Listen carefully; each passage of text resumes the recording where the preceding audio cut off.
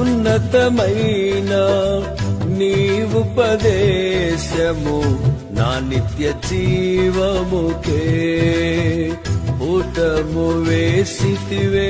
నీ రూపము చూడనాలో యేసయ్యా నీ తీర్మానమే నన్ను నిలిపినది నీ ఉత్తమమైన సంఘములో యేసయ్యా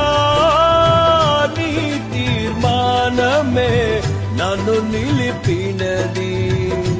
నీ ఉత్తమమైన